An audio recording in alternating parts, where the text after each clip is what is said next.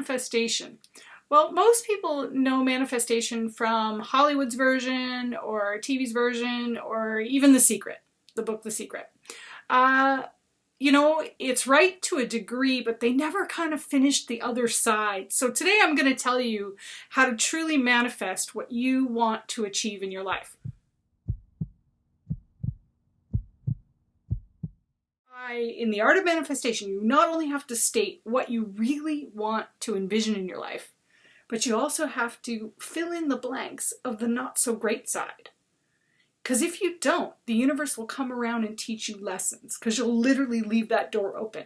So you have to state what you really want to envision in your life, but you also have to fill in the blanks of the not so great side.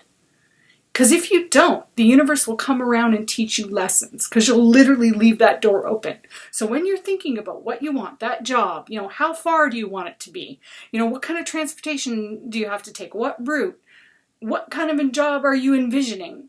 Think about some of the things like that are not so great. Perhaps the parking, perhaps the lunch schedule, perhaps the work schedule, perhaps the way you work with people. Envision what you're willing to set limits on. Because if you don't set limits with spirit, they literally will teach you lessons. So when you're envisioning those great, awesome things for your life, whatever that is, make sure you consider the other side. Because like everything, yin has yang, up has down, black has white. It's a pendulum swing, and you have to make sure that you're covering all your bases, not just half of them like Hollywood teaches you.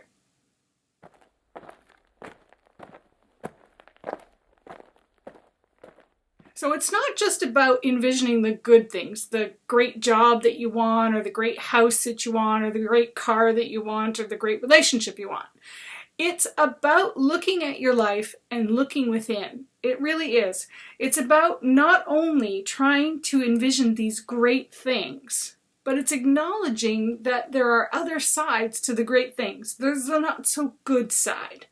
We're all kind of, you know, not so great sometimes in who we are. So if we take the example of wanting a relationship, and you envision this relationship, and you envision this great looking person, or you envision this very happy person, etc., that kind of thing. Well, what about when they're sad? Or what about when they're angry? We have to consider these things. So what we have to do when we're manifesting is not only envision these great things that we want, you know, the person makes us laugh, that kind of thing, but how does this person handle things like sadness and anger? And for that, we have to look towards ourselves, and we have to ask ourselves, what are we comfortable with?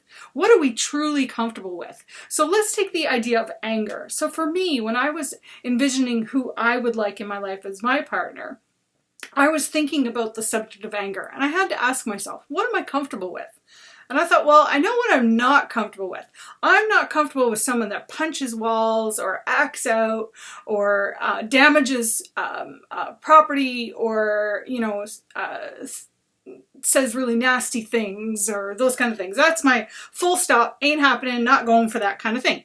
And so then I had to redefine that, and I thought about that, and I thought, okay, what am I comfortable with? Because you can't expect to not have someone who has anger.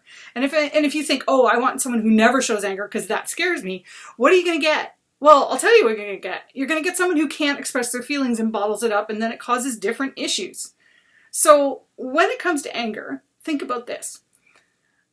What if it's okay that the person expresses their anger to a degree in a constructive manner without being destructive, and then needs some space and time alone? I know I'm down with that. And then goes away, doesn't get in their car, doesn't peel off, all those kind of crazy things that people could do, but goes away, thinks about it, and then comes back and can talk to you. Well, I know that's what I wanted, and that's what I got.